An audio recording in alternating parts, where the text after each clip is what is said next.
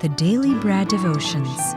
Today's reflection with Pastor Jeff Elis Cupides. Brad Jeff, muli kaming humihingi ng patawad dahil alas 8:43 na, naghintay ka na naman, pero sigurado akong alam mo't nauunawaan mo ang aming sitwasyon.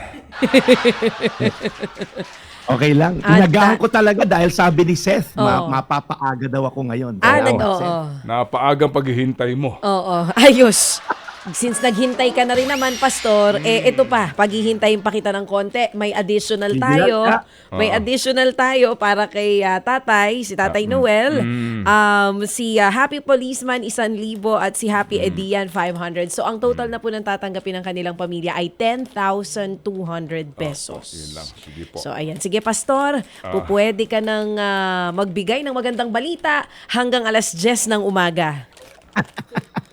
Salamat aking kapatid na Chacha. Happy birthday muna, Geraldine Bautista. At sa ating kaibigan na si General Alphonse Pin Tumanda ng Philippine Navy. Yan, Jen. Good morning. Ang topic natin, great men in the Bible. Hindi po dahil sa sarili nilang galing at lakas, bagkus sa lakas na binigay ng Diyos. Ang starring role natin today ay si Gideon. Sabi sa Hukom 6:12 or Judges 6:12, nagpakita kay Gideon ang anghel ng Panginoon at sinabi, ikaw, magiting na sundalo, ang Panginoon ay sumasa iyo. Alam nyo, hindi naman siya magiting, hindi siya magaling. Kaya ang sagot niya dun sa angel na padala, Ginoo, paano ko maliligtas si Israel? Yung angkan ko, pinakamahina sa lahat ng angkan ng Israel. Ako, pinakahamak sa sambahayan ng aking ama. So parang siya yung least sa buong pamilya, yung angkan nila ang least sa buong angkan ng Israel. Kaya, I don't know, maybe sino po sa inyo, feeling nyo minsan wala kayong kakayanan mapagtagumpayan ang mga pinapagawa ng Diyos sa inyo. Ang sinabi ng Diyos kay Gideon, humayo ka, gamitin mo yung buong lakas sa pagliligtas ng Israel, laban sa kalaban nyo na Midianites, ako ang nagsusugo sa iyo. Kahit mahina ka, ang puhunan lang niya, sabi ni Lord, ang katiyakan mo, sasamahan kita. Okay, dumating nga po yung gera, very short lang to. Kwento ko lang yung gera na to na blow by blow. Yung Midianite po, 135,000 ng sundalo. Si Gideon, 32,000. Magkatiningnan mo, parang 1:4 yung labanan. And then sabi ni Lord kay Gideon, napakarami mong sundalo. Baka isipin nyo, kayo nagpanalo sa inyo, yung sarili nyong lakas, bawasan natin. So sabi ni God, sabi mo sa mga tao kung sino natatakot, umuwi na. Sabi naman ni Gideon, okay, sino raw natatakot, umuwi na. 22,000 umuwi. Ang natira, Brad Ted at siya, 10,000. 135,000 versus 10,000. 1:13 something ang labanan. So isang Israelita, 13 kalaban na Midianite. Sabi pa ni Lord, marami pa rin yan. Baka isipin nyo, kinaya nyo 13 bawat isa sa inyo. So painumin mo sa ilog, lahat ng iinom gamit ang kamay nila, iwanan mo. At yung iinom na nakaluhod, alisin mo na. Ang natira, Brad Ted at siya, alam natin ang kwento, 300. Pag tiningnan mo ang ratio, Brad Ted, 1:450 ang labanan. Isang sundalo ng Israelita, 450 ang kalaban ng Midianites. Pag tiningnan mo to, kung ikaw si Gideon, wag na natin tuloy yung laban. Parang kahit may machine gun ako, hindi ko kakayanin itong 450. Of course, hindi pa uso yung mga ganong armas nung panahon na yan. But anyway, fast forward lang po, sa 300 sundalo, napagtagumpayan po nila ang mga kalaban. Hindi nga nila kinailangan humawak ng espada. Ang hawak lang nila, trumpeta, at sumigaw lang sila ng malakas. Si Lord, pinaglaban-laban ng mga Midianites sa isa't isa at namatay lahat. Pag tininan po natin, paano nangyari yon? I think diyan po pumapasok ang paniniwala at trust natin sa Panginoong Jesus. Kung tayo po ay umaasa sa sarili nating lakas, hindi na natin kailangan ng Diyos. Diyan ka lang, Lord, kaya ko na to. Naaral ko na to. Graduate ako sa ganitong eskwelahan. Kaya ko tong negosyo na to. Diyan ka lang, Lord, dami kong connection sa gobyerno. So hindi natin kakailanganin ng Diyos. Ngunit pinakita ni Lord, sa inyong kahinaan, ang kalakasan ko ang magdudulot sa inyo ng tagumpay. Kaya po sa inyo na mga nakikinig ngayon, na parang feeling nyo, nangihina kayo. Parang feeling nyo kayo pinakamaliit, pinakamahina, least, kumbaga, sa laban na to, napagtagumpayan po ni Gideon, hindi dahil sa kanyang sariling kalakasan, bagkus sa lakas na dinulot ng Diyos. Hukom 6:12, nagpakita kay Gideon ang anghel ng Panginoon at sinabi, ikaw, magiting na sundalo, ang Panginoon ay suma sa inyo. Tayo manalangin. Panginoon, ang katiyakan na binigay mo kay Gideon ay available sa amin ngayon.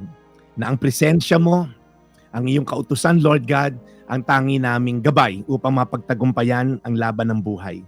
Saka Lord, looking back, pagka nag-trust kami sa sarili naming kakayanan at tinalikuran namin ang iyong mga katuruan, saan ba naman kami pinulot? In fact, karamihan sa aming mga pagsisisi sa buhay ay ang mga panahon na hindi ka namin sinunod. Ang mga bagay na ginawa namin na laban sa iyo, yun ang mga source of our regrets in life. Kaya Panginoon, nawa ay matuto na kami. Katulad ni Gideon, pagkatiwalaan ka namin sa kakarampot na resources na binibigay mo sa amin, pagkat kung kami mahina, kami mangungunyapit at kakapit lamang sa iyo. Salamat sa kwento ni Gideon. Palakasin mo ang mga nanonood sa amin ngayon na pinanghinaan na ng loob sa laban ng buhay. Sa mga nagdadialysis, sa mga nakikimotherapy, sa mga umahamon sa laban ng buhay. Amen. Salamat sa kalakasan. Sa pangalan ni Jesus. Amen. Amen. Amen. Panginoon, salamat po sa inspirasyon na binibigay po sa amin ang segment na ito ni Brad Jeff. Lord, alagaan niyo po ang lahat ng mga may karamdaman ngayon na nakikinig po sa aming programa. Lord, alagaan din po ninyo ang lahat ng mga manggagawang Pilipino sa Israel at maging sa Gaza. At nawa matapos na po ang gulong ito. Amen. In Jesus' name we pray. Amen. Amen. Amen. Brad Jeff, salamat na marami. May mga nakikinig sa atin na may iniindang karamdaman din at may mga pagsubok sa kalusugan. Oo, salamat din po na marami sa inyo pong patuloy na pakikinig po sa magandang balitang ito. And I'm sure kayo pong lahat, tayo pong lahat, ay nabibigyan po ng pag-asa. Amen. Brad Jeff, salamat muli ng marami. Thank you very much. And bukas ba naandyan ka rin sa iyong lungga o para malaman natin ng maaga? Ay, nakakahiya naman na paghintayin natin ng matagal si Brad Jeff. Amen. Okay lang, Brad Ted. Basta we're here to serve the people. Amen. Yan. So, Amen. Oo, ano ang payo mo kay tatay? Kanina napakinggan mo pati yung kanyang anak na nakausap din natin dito sa kanyang pagsubok din. Kung maaari nga daw po talaga mayapos niya. Oo, at marami hong ganon yung Brad, naintindihan natin yan, no? Talagang sisingilin ka ng kabataan mo. yes. Maraming ganon. Yung sa bandang dulo, yun nga, sabi, sisingilin na. Kaya marami ka na nararamdaman dahil din doon sa iyong mga pinagdaanan. Brad Jeff. Yeah. Actually, pasok na pasok kay tatay yung verse kahapon, di ba? Yung pananampalataya ni Noah sa mga bagay kahit hindi pa niya nakikita. At ang sitwasyon nga ni tatay, siya ay may pansana sa mata. Lalong dapat mataas ang kanyang pananampalataya. Dahil physically, hindi siya nakakakita. Spiritually, kailangan mas malinaw ang kanyang spiritual eyes, kumbaga, na makita ng Diyos sa lahat ng kanyang nagdadaanan. So tatay, laban lang tayo. Patuloy mo yung pananampalataya sa Diyos. Oo, amen. Salamat na marami. Okay, Brad, again, thank you, Brad. Sincerely, thank you so much. We'll catch you again tomorrow. Tatay Joe Cadenas, thank you for watching. Kasama ang iyong paboritong manugang na si June Canlas. Thank you for watching. Ito po ang inyong Daily Brad, your daily dose of inspiration. Thank you, serving the people, Brad Jeff Eliscopides. Ted Filon at DJ Chacha. Ngayon, nasa Radyo 5, 92.3 News FM. Monday to Friday, 6 to 10 a.m.